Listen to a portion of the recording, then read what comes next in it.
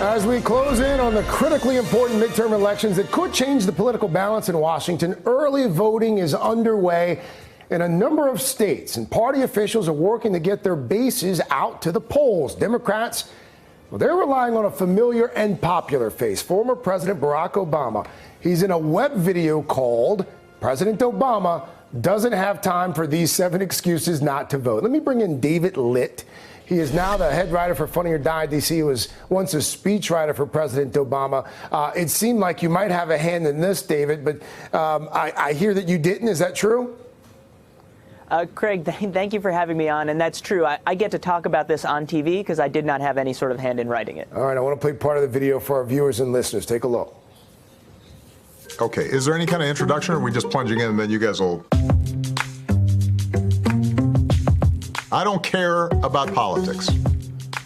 Look, I don't care about Pokemon, but that doesn't mean it won't keep on coming back. You remember those hearings where members of Congress were asking Mark Zuckerberg questions like they'd never used the internet before? That's because they haven't. Here's your chance to vote for people who actually know what the internet is. By the way, you wouldn't let your grandparents pick your playlist.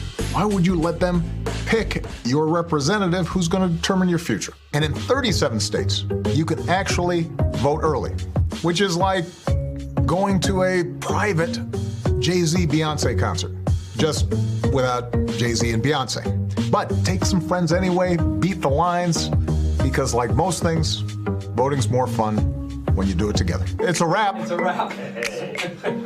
You know, I'd stay for the wrap party, but I've got other stuff to do. President Obama still chuckling at his own jokes, too, David.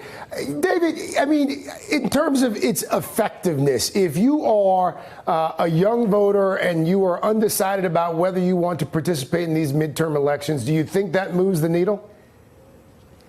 Well, Craig, I think the number you have to keep in mind when you put this video in context, 20%. Just 20% of people 18 to 29 voted in 2014 in the last midterms.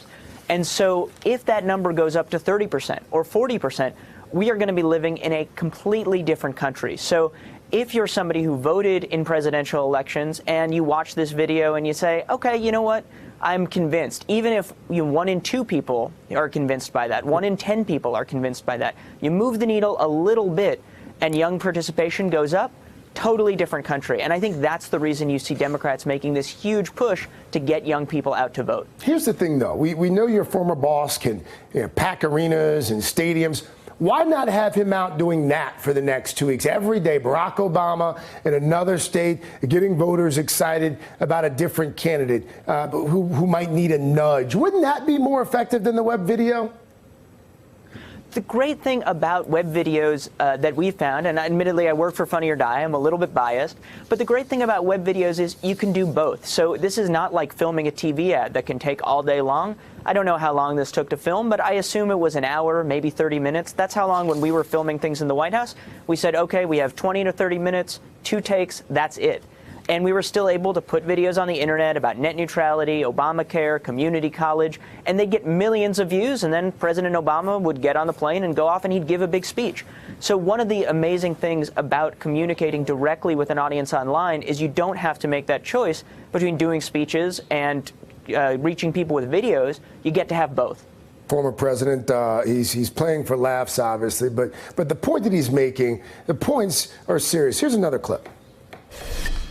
That's actually what people in power are betting on, that you'll check out, that you won't vote. And when you opt out, that's what allows other people to essentially fill that void. It allows them to do nothing about the things that you'd like to see government do. So if you really want to throw a wrench in their plans, throw them out. Vote in somebody better.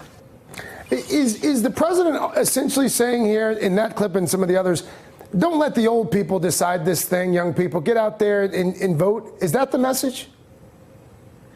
Well, Craig, I do want to speak to that because President Obama said, you know, you wouldn't let your grandparents pick your playlist. And I did feel the need to say, Grandma Dorothy, if you're watching, you can pick my playlist. You have good taste and you know how Spotify works.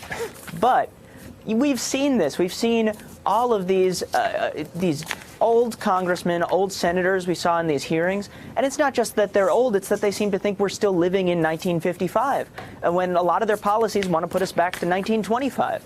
And again, one of the reasons for that is that young people traditionally have not voted in midterms. And so what President Obama is saying here is, if you don't like the fact that your representatives don't seem to care about you, go get better representatives. David Lipp, we'll leave it there. Enjoy your website, too, by the way. Thank you. Thank you. Hey there, I'm Chris Hayes from MSNBC. Thanks for watching MSNBC on YouTube. If you want to keep up to date with the videos we're putting out, you can click subscribe just below me or click over on this list to see lots of other great videos.